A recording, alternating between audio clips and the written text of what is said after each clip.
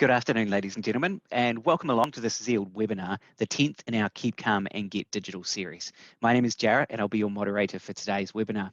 We're a few days into level 3, and it's fantastic to have a little bit more freedom. I didn't make the most of it and get out there and kind of, I suppose, get in the queues there for McDonald's on the first day, but I've got to admit, I did get my burger fuel fix last night, and it was fantastic. As anticipated, we're seeing a real rise in e-commerce sales as buyers are able to start purchasing again. That is why today's topic is so important. What happens after I make a sale? We have fantastic speakers today. One of our top digital business strategists, Tom Griffith, will be joining us or is joining us. Hi, Tom. Tom has been instrumental in helping many businesses succeed online, and it's a pleasure to have him with us today. I was actually lucky enough to be speaking to one of Tom's clients yesterday who was raving about the results they'd got from a strategy Tom put in place. And so really nice to have you with us here today, Tom. And also returning is our ever popular Lisa Mayer, Client Services Manager. She's on our panel today to discuss her experiences in helping businesses with the post-sale process. A little bit of housekeeping. If you will be familiar with this, if you've joined us for previous webinars, if you haven't, we do encourage you, if you haven't joined us before, here's how it works. You've got a little Q&A panel here in the controller, which you might be able to see my mouse hovering over. If you have a question at any point, please feel free to post that question in the Q&A panel. We encourage you to do so. We want this to be a nice interactive session. And so if you've got any questions, put them through at any time. If it's relevant, we will ask them. I'll maybe interrupt Tom and ask the question at the time. Otherwise, we will hold them and answer them at the Q&A section at the end of the webinar. So feel free to post those at any time. Right now, though, I'd like to invite Tom to jump on board and share a screen and take us through his presentation today. Thanks, Tom. No problem. Thanks, Jarrett. So yeah, it's a great topic that we have today. Very, very important. Running an online store, what happens after we make an online sale? So there may be a few of you here today that already have online stores, and that's fine. I think you guys are going to get a lot of things out of this session, perhaps a few gems and tips that you can employ and use to make things even better. But there's also those of you who perhaps this is the first time, maybe you've got one of our nice gem websites and you're thinking, what is it that I need to do once we've made that first sale? And this is a really important topic. This is where you get repeat business. This is where we can really aim for that. So this is what we're covering today. We're looking at order fulfillment. Today we're going to look at things like dispatch and delivery, inventory management, order tracking, and customer feedback. So there are little topics that we're going to be looking at and going through. And of course, last but not least, customer feedback. So as we move through, the first thing that we need to think about is the easiest sale to get is a repeat sale. And so in order to aid this, we need to be thinking about filling the order as soon as possible. That's my first tip that we have for you. It's really vital that for a good user experience, a person using the website, that we pick and pack that order as soon as we can.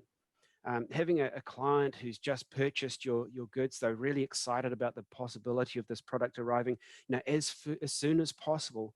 If we can get a message to them really quickly that their order is actually being packed, that means that their excitement and their anticipation remains high. Conversely, if we're slow with our communication, that void of silence is soon going to become very frustrating, and it's going to build into sort of a poor experience for them. And it's one sure way really of getting cancelled orders, or there's the possibility of losing that really important repeat customer. So the next part of that that leads into this is the next tip is communication. We need to inform the client as soon as possible. That's where packing of the sale is really important. We need to be able to send those dispatch details to the client.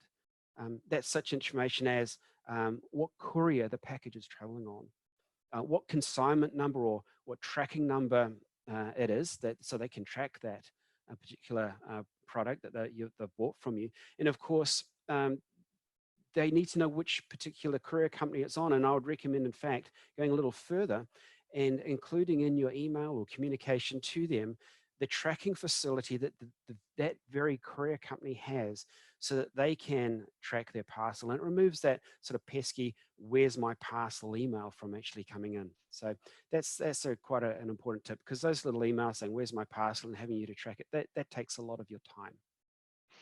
So the next thing we have is make sure you update your order status. Now, those of you who have a website and are doing this, you'll know what that means. But we'll move more into that if you're perhaps new to e-commerce. But if you're dispatching by yourself, there is an order panel at the back, as we'll see, where you can update the status of the order. And if you're doing it by yourself, well, you might think, oh, I'm not going to lose track of orders. But if you start to get busy, you could lose track of where you are. So it's still important to mark those sales as being fulfilled. It saves those potential mistakes and double ups and dispatch. But if you have a team, this is even vitally, it's more important, because doubling up on these dispatch processes, it costs you time and money and profit. So robust systems being put in place to update your order status is a way of avoiding these avoidable errors. So now that we've acquired our customer, this is a really important point, and one that a lot of companies actually don't do. Now we've acquired this customer, they've purchased from us. We want to ensure that we nurture this customer so they come back and they buy from us again. Like I said, getting a repeat customer is easier than getting a new customer. It costs a heck of a lot less.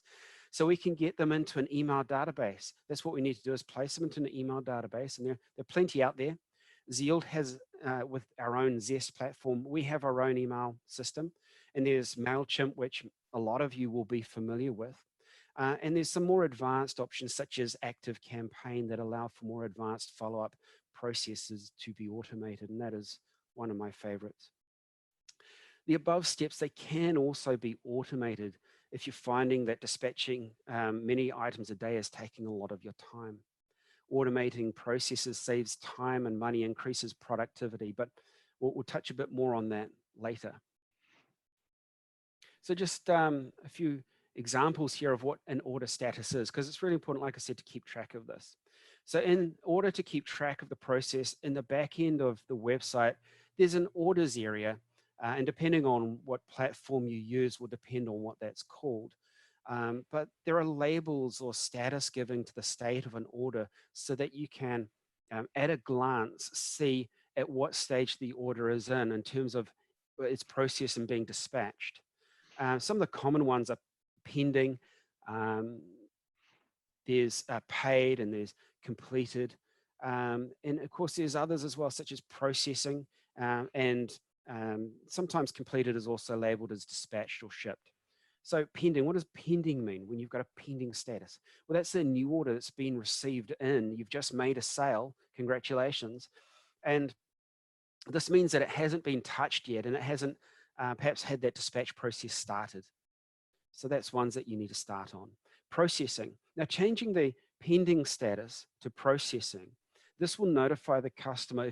This is if you have an automated system, it will notify the customer and inform them that the order is now being processed. So what that will do is, by changing it from pending to processing, an email will go out saying your item is now being packed, which is great. That's the excitement that you want them to have.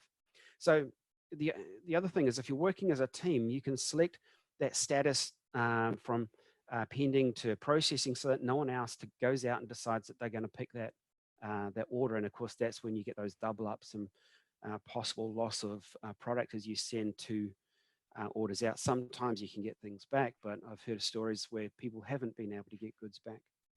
Actually, Tom, on that note, I was ordering like a Google Home a couple of years ago from an American firm, and their first order got a little bit lost and they couldn't track it back. And I said, hey, what's going on? Next thing you know, that one arrives, another one arrives, and I'm like, well, quite a long way away, and they're just sending these things out. And I'm like, wow, okay, could do with a little bit of refinement on the process there. So absolutely, it may sound a little bit boring and that, but this is critical stuff, right?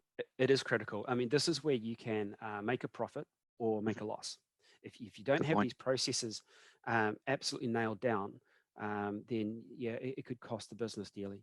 So it's really important. And of course, the next one that we have on our screen here, being completed or dispatched or shipped, whichever system you're using, we'll label it differently. This obviously means that the goods have been collected by the courier and they're on their way. This is the final step and it means that you have all that shipping information together, and especially if you're perhaps dispatching overseas, all the export documentation has been put together. And it's a good idea, as I've already stated, to include information in this notification, such as what courier is the package traveling on? What is the consignment or tracking number? And also, of course, links to the courier's own tracking facility. That's got to go out in that email that says your goods have been dispatched. Cool. So Tom, just wonder if I just touch on one point you mentioned here. So what you're saying is that often a lot of these changes in status actually have like emails that get sent out to the customer. So as soon as you change the status, it notifies them of that change. And that's why it's so important. Would that be correct? Exactly correct. I mean, you could be using a manual system, and if you're using a manual system, you'll probably only do this process at the completed stage, and it has all that information that they need to know. Or it could be when you've changed it from pending through to processing. That, of course, is quite vital as well.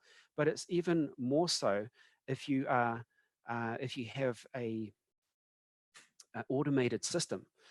Effectively, every time you change the status, if you've set it up this way, of course, it will send out these notifications to the client, and anyone that's bought on Amazon will know exactly what that looks like.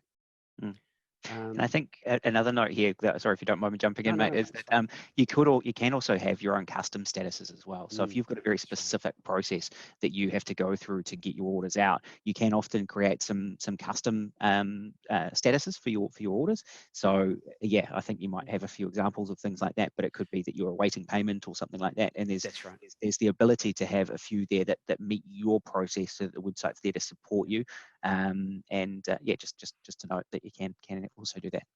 And that's exactly right. I mean, that's exactly my next point, is that you can have these status such as partial fulfillment. That may be that you've got a lot of products that are, especially for B2B type websites, where you may have 90% of it, but you're still waiting for a part, where you can fill out that partial order and then send the rest later. Or it could be that there is perhaps you're allowing the website to take a back order. That is where you don't actually have the item in stock, but you're willing to take the order because you are able to get it very quickly and then get that out and dispatched. Or most importantly, especially if you're running perhaps a direct credit, or you need to, for you're checking the payment, you need to go to the bank account and check that, you could have a status of waiting for payment. And that's critical if you're tagging waiting for payment, because you don't want your staff to dispatch something when they haven't yet paid for it. Another also one, seen that happen as well if people don't get that quite right. That's one that's a very important status, that especially if you're running a direct credit sort of system. And the other one is, of course, awaiting query collection. That's if you really want to automate it and get every single step notified, that's when that would be, but that's probably not as common, I would say. So for e-commerce owners, you'll know that this is the most important panel on your website. I mean, you've gone through all the effort of creating a website, you've advertised it, you've attracted the right audience type, of the right client, and now success. You've got the sale. And so to not pay attention to this panel where you're actually looking to dispatch the order is criminal. Quick fulfillment and accurate reporting of the sales status is going to ensure good communication and fast delivery of your product. So this is going to lift your chances of repeat business from this customer, and that's vital. Like I say, it's the easiest sale to make, is that repeat sale. So simply put, the order fulfillment page is your system for keeping track of every sale you make. So next, I've got 3 slides for you, some examples of different type of ordering system. And here we see the one for Shopify.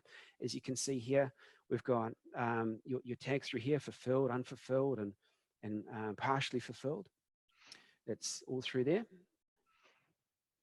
Here we've got the WooCommerce. It looks slightly different, but it's laid out in a relatively similar way. You can see the differing tags through here: refunded, cancelled, on hold, processing, etc. Finally, we've got Zeald Zone. Here we have very clear, very concise. It's designed for taking a lot of orders at one time, but we can see this one at the top here is waiting for payment, and the others are pending. Obviously, waiting for payment, you're not going to pick that, but the others can be worked on, and that's sort of how we make that nice and clear. So that's a really good sort of example of a very tidy order status sheet. Right. So next we're going to move on to inventory management. And there are 3 key ways to manage our inventory. Ensuring that everyone can see an item that they can buy on a website is obviously key. You want people to be able to go onto your website and see what you have for sale.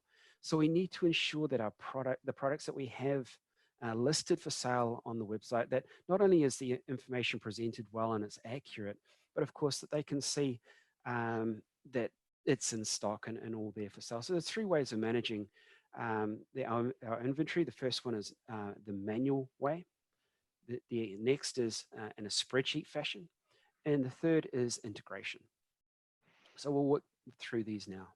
So if you only have a small number of products, then the manual way of managing your inventory would be acceptable.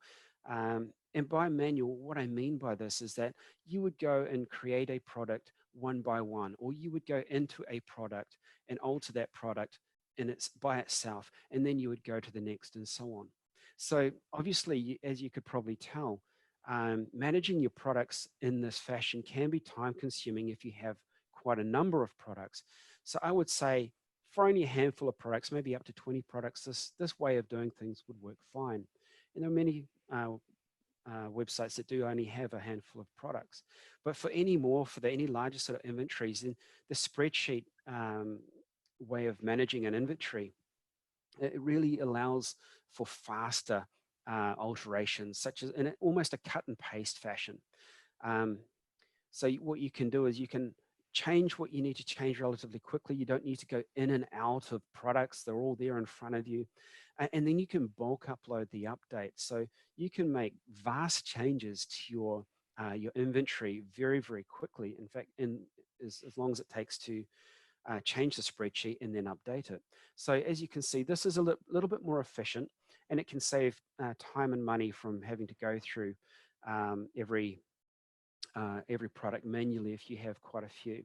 But there's still even a more, I guess you could say, faster way of doing things, or better way of doing things. Joe, did you?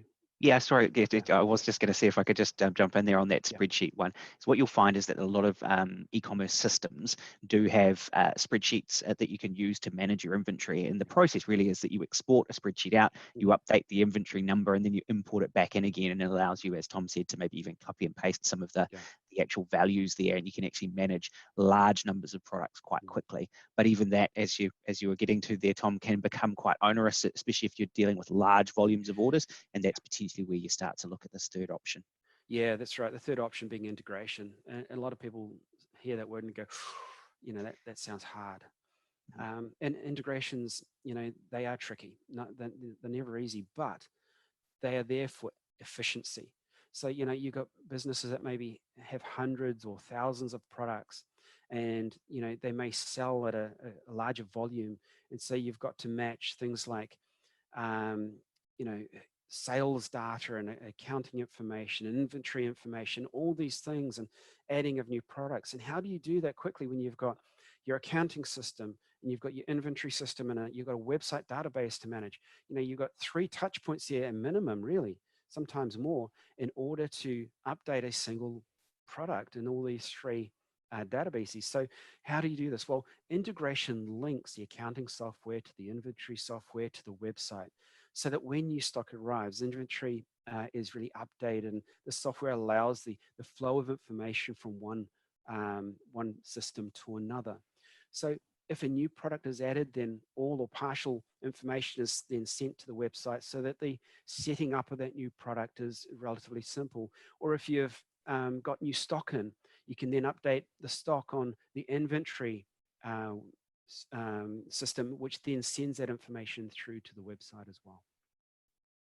Could be quite helpful too, I suppose, if you've got an actual physical shop as well.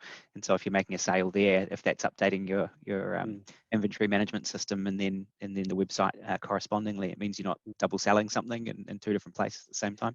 Absolutely. So that can be really helpful. Do you mind if I just make one point on that, Tom? And that is that if you're looking at these sort of processes, what most businesses we recommend is that you start potentially with that manual or spreadsheet process, and then only look at integration when you get a sense of how much time is associated with those administrative tasks, because and then weigh that up against the investment required for integration. That's generally the rule of thumb. Most businesses initially would like to jump into integration because it sounds great, but the reality is it can be quite a daunting exercise and quite expensive. And so it's important to understand what it is that you're dealing with before you jump into integration, and looking to manage it by one of those other methods first, and only then integrating and automating those processes that you're finding are taking up too much time. Yeah, absolutely right. Bang on. Cool, thanks, Tom. No worries. So what we're getting to now is dispatch and delivery, and this is the last stage of your order fulfillment process. So the first tip I have for you here is that you've got to choose your courier company wisely. Believe it or not, their good or their bad performance will actually reflect on your business. People will come and blame you for their bad performance, for instance, even though you have no control of that very last stage of order fulfillment. A swift delivery service is always preferred over a slower one, even though it may be cheaper. It is the nature of people these days that when they purchase something, they typically want it at lightning speed. It's just how we've become accustomed. And for this reason, some of the larger website companies out there are offering a same-day delivery service as someone purchases an item before 12 o'clock. Lost or delayed parcels, they will need to be managed well so that you can avoid having that reflect back on you. So depending on the volume of parcels you're dispatching, you may choose to perhaps print off an address label and tick it manually, and manually sort of label the consignments. And this can be very time consuming, and it's perhaps another area that you could say is a double up of process. You would then, of course, need to notify the courier of collection. Or there's, again, a way in which we can integrate this delivery system. And this pulls delivery information from the sale, and it prints a consignment note and courier label, and it places the order with the courier company, and it notifies the customer of things like the consignment number, and it provides a means of tracking the consignment. And it gives regular updates as to the delivery status via email or text, as we've discussed. Those text updates are great if you've got them as well. Yeah. It's really cool because, it's like that excitement is still there, and they've got, oh, great, it's being packed. That's fantastic. Oh, excellent. It's dispatched, and oh, look, I can track it. And what's the first thing they do is they click on it, even though it's just been picked up. They click on it and it goes through, and they go, item picked up. Great. It's confirmation that what you're telling them is actually correct. And so that actually builds a lot of trust and credibility with you as a supplier. And that's where, if they feel comfortable with you as a supplier, then they're going to come back and buy from you again. So it's really important. And these automated systems in this delivery area can even update the order status for you. And I think the really critical part about this as well is the higher the sales order value, the more important it is to get these notices done. I know if I'm buying anything over a couple $100 online, I'm checking, has it been picked up? Where's it at? Which depot is it at? And I'll actually follow my parcel all the way until it gets to me. I don't think I'm alone in that. That's why these systems have been created. But you will find that the higher the sales order value, the more likely that customers, it just gets a little bit twitchy. If they haven't heard anything for a couple of days and you've spent several $100s, you're going to be wondering, and obviously creates a poor customer experience if you don't know where things are at. Exactly. And I ended up buying some high-end camera equipment from a website, and the whole process up until this point was fine. But I'd put my credit card in there and I'd spend a lot of money. And I had no notification, and I actually started freaking out. And I got on the phone pretty much. If I hadn't heard anything for about 8 hours, I jumped on the phone, and I phoned them up and said, "Hey, what's going on? Have you got my order?" I had no idea if they'd even received it. So yeah, it's definitely so vital that we communicate with the client every step of the way. That void of silence is deafening, like I said. So the next thing we have is a lovely little gizmo widget that we can plug into a website called Address Finder. Now, this has some really good features. Getting an accurate address is critical, as it says there on the screen.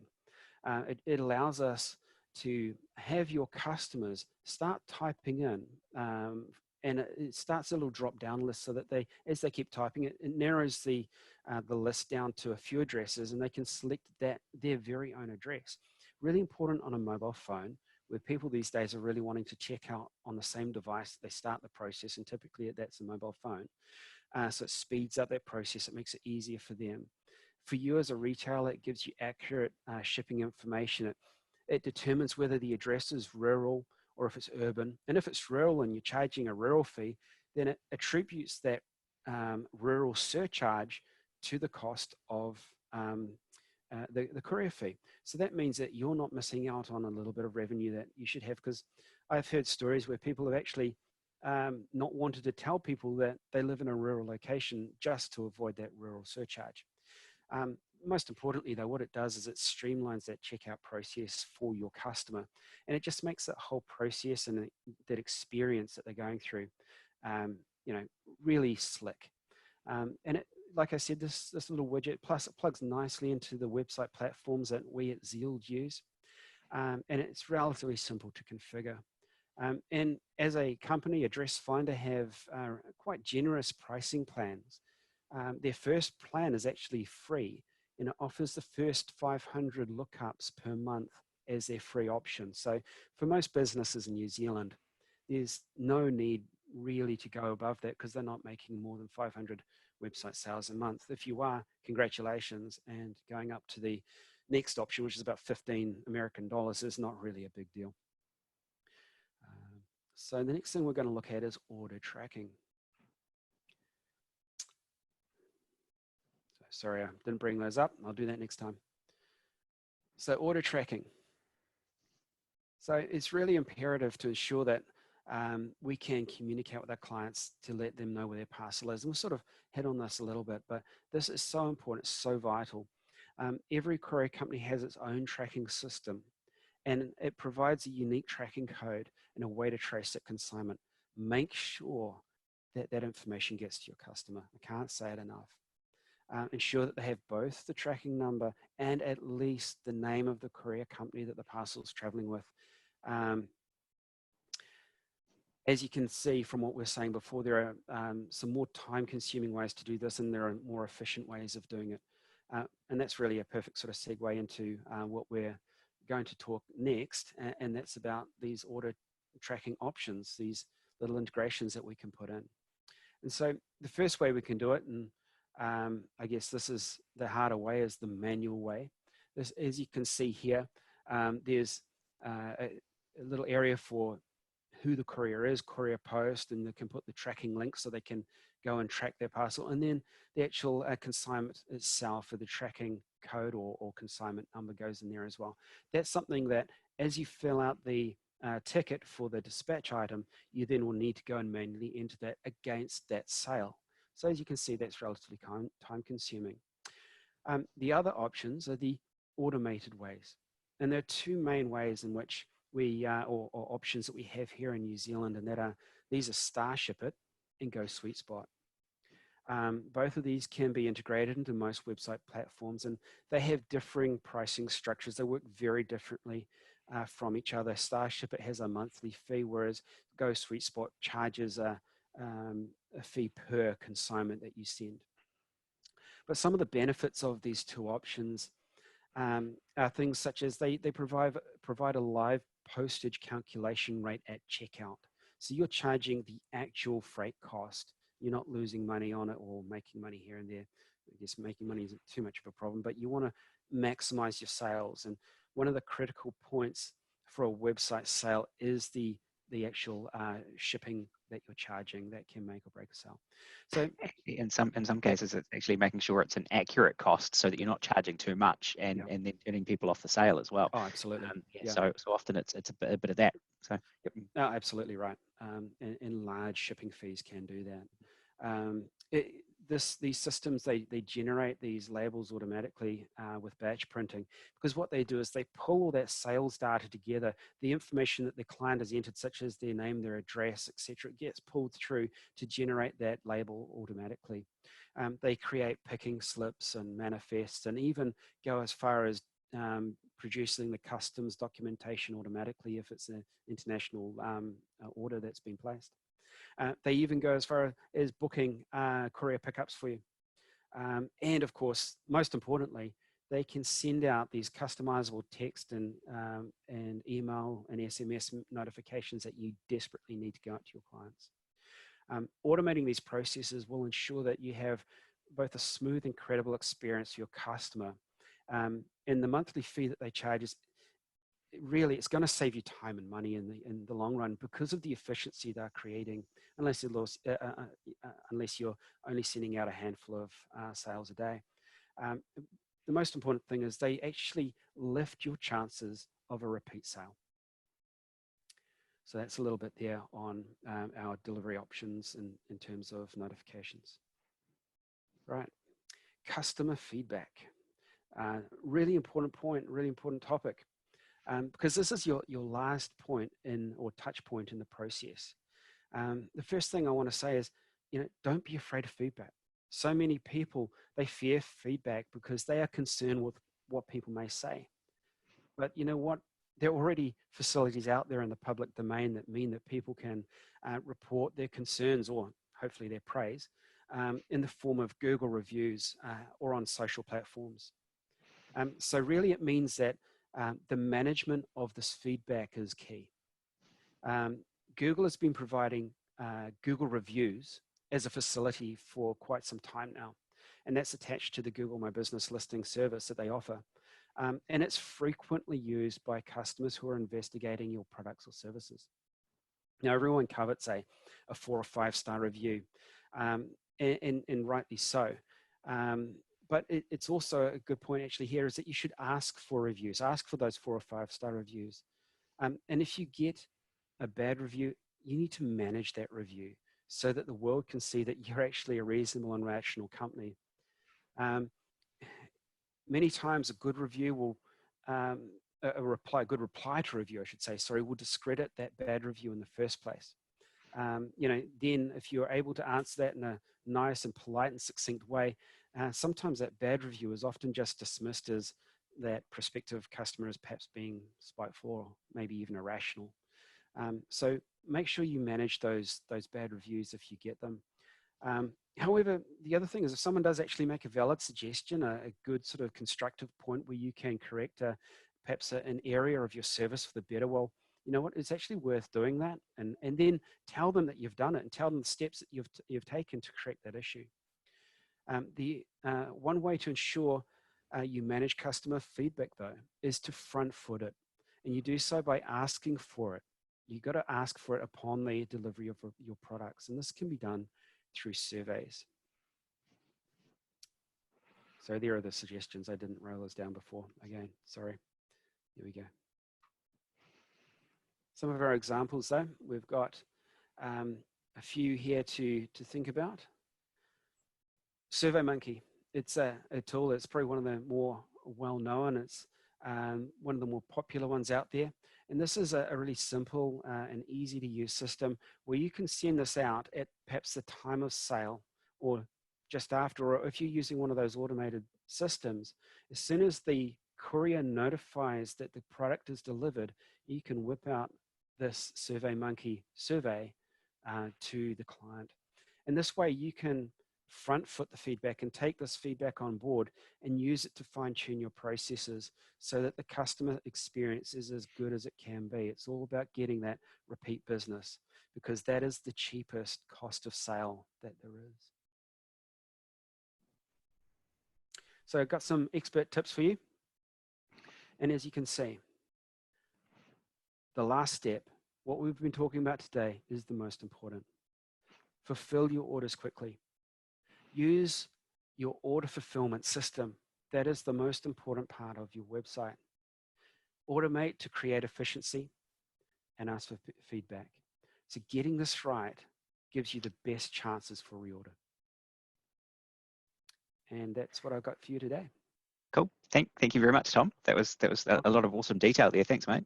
And I know we've kind of talked quite a bit and probably pressed home the point about the easier sale being the repeat one, but the reason we do that is every single business that we work with that does well in the online space, those repeat orders are just the cornerstone of their sales, and so it's incredibly important. Yeah. Welcome to the panel, Lisa. Hi there. Got a couple of questions for you, and to the people that are out there, we've got a few questions coming through. So yeah, we'll get to those as well. So first question for Lisa. You've worked with a wide range of clients from small to large. Do you have any tips for a company just starting out in the space?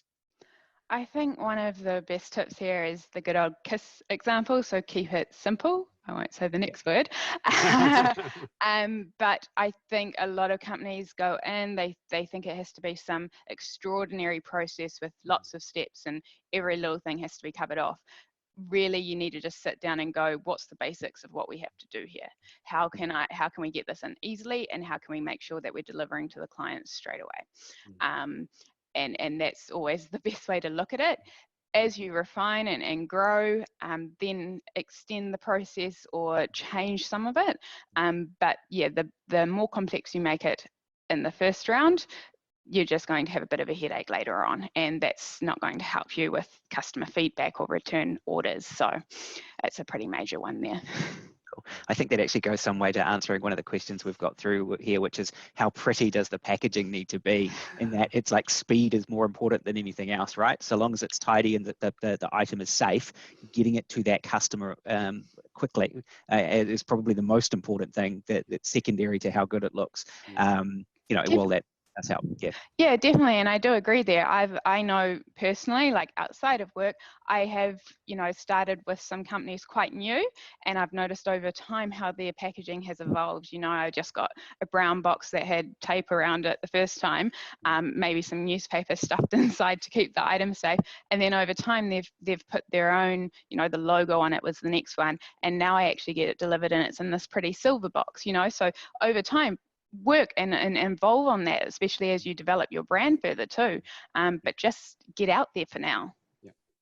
Yeah, that speed's so critical. And then once you've got that speed of execution, then iterate and then start to improve and maybe add some more with packaging. I quite like the term surprise and delight in this regard. I remember when I first started ordering from a company that was doing fruit and vegetable, they would always put a little, like, because we were one of the first customers to start ordering from them in that space, they always used to pack and put a chocolate fish in there as well, which was just something, just a little nice touch. And I still remember that years later, that I thought it was just such a cool thing to do. So it doesn't need to be much, but just sometimes just those little touches are awesome. So next question for you, Lisa. What about those that already have something in place, but it's not quite working, right? So we've talked about lots of processes. It's not quite working. What do you recommend for these people? Again, it's actually then going, great, let's set time aside and let's try and pinpoint what the issue is.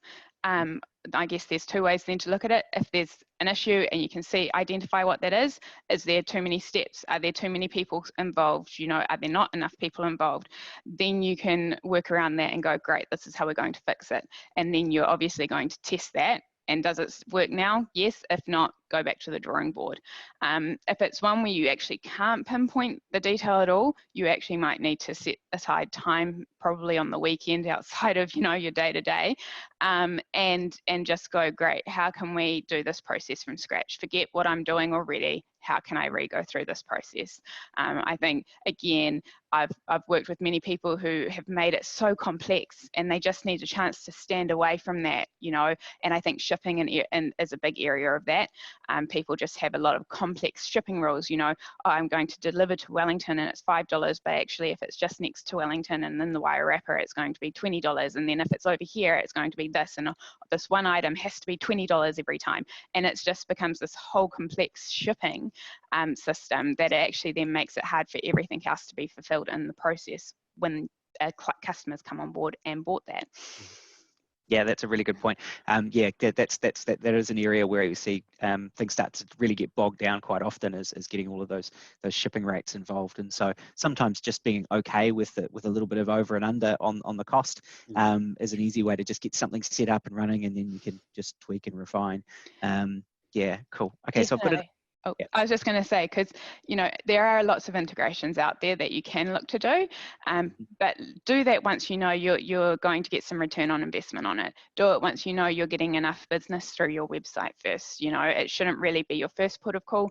And I have worked with clients and tried to talk them back from that, where it's sort of like, yes, everything can be perfectly automated and integrated, but are you going to get the sales? Yeah, I think that's just such a great piece of advice, Lisa. Thank you.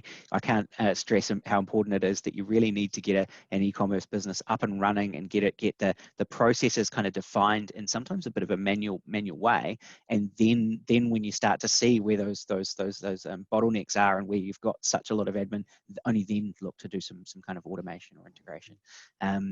Excellent. So we've got another question here, this time from Nadine. Should customer feedback be published or just kept for internal analysis? Would either of you like to take that? Yeah, one? I can answer that. So Okay. obviously your Google My Business or your Google reviews is always public. And they're the ones that you really need to make sure that you manage.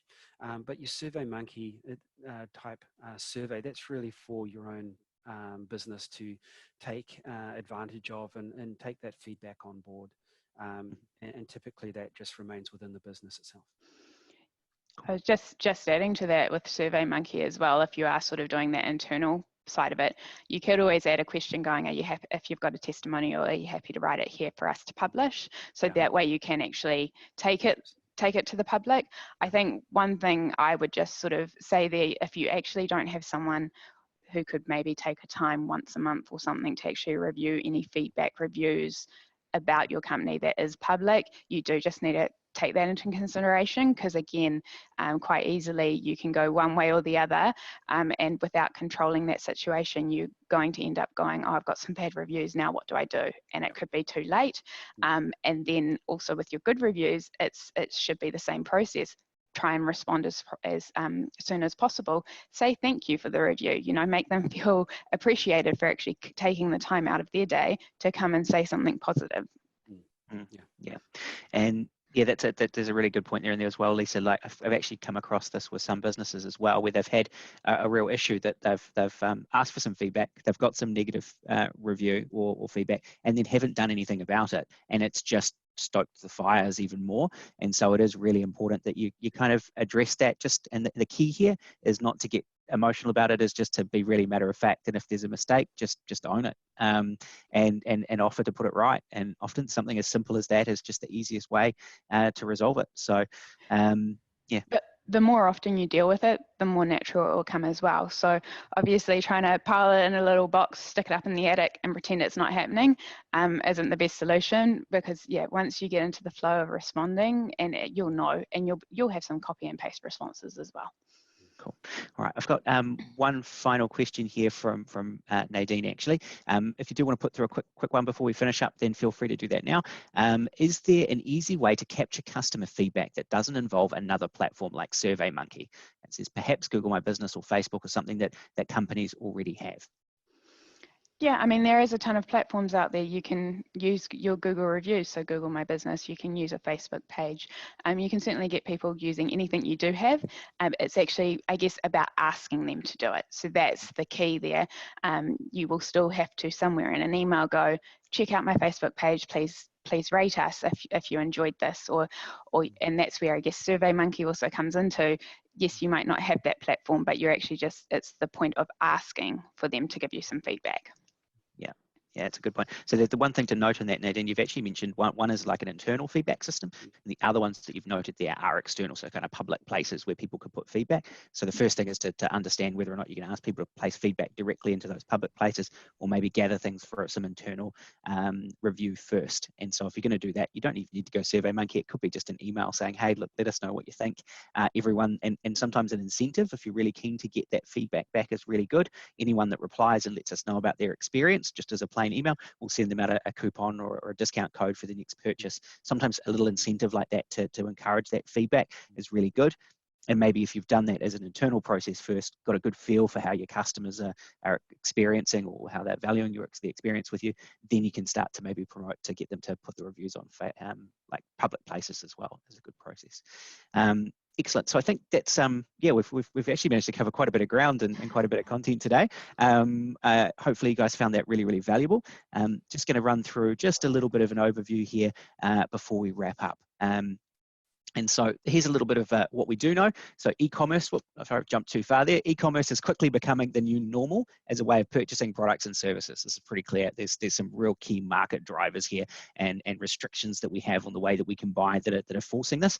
Even prior to COVID-19, we were seeing a really sharp uptake in e-commerce in 2020. So in a lot of cases, e-commerce systems, if you implement these, they could actually improve productivity and profitability by reducing your requirements or cost to serve your customers. So our prediction here is that customers who've never purchased online before COVID-19 will now see how great it is and will end up using this as their primary way of purchasing. We're seeing a huge rise in some of the older demographics going to buy online and starting to be big drivers in the space, and getting a sale is just the start. And the most successful stores always have a process to ensure that their customers keep coming back and building on that recurring customer base. All right, so just a little bit about Zeald. If you're here, you've possibly understood a little bit about us already. We've helped over 15,000 businesses transform digitally over the last 20 years. If you'd like some support setting up an e-commerce site, we do provide a free strategy session or website audit with one of our digital business strategists, perhaps even Tom. So please just let us know if you'd like something like this in the feedback form that we'll be sending out later today. Our next webinar is next Wednesday, where we'll be doing our digital transformation 2.0, how to operate effectively under alert levels 2 and 3, and we'll have David Kelly, our chairman, presenting at that webinar. That will be one not to be missed. It's great to hear his thoughts on and vision for what's happening in this space. If you need an e-commerce store urgently and you haven't already done so, our Get E-commerce movement might be right for you. Head along to the Zeald website. We have already allocated 500 free e-commerce websites to SMEs in need. These websites have a free setup, free hosting for 12 months, and the only cost is a 2% success fee on transactions, essentially de-risking this process of getting online for businesses. We know that there is a need for more than 500 sites, and we are extremely confident of extending this program. We will be making an announcement in that regard either towards the end of next week or the week following. And so if you would like to be part of that program, we still are taking registrations so that you can reserve your place in the next round of website allocations. A huge thank you to our guest speakers today, Tom and Lisa. We appreciate your time. That is all the time we have for, folks. If you missed a part of this webinar or would like to see it again, we will be posting it on YouTube a little later on. And if you would like to, please feel free to join us for future webinars and let anyone know you think might benefit from joining us for our future topics as well. I wish you a good day and good luck.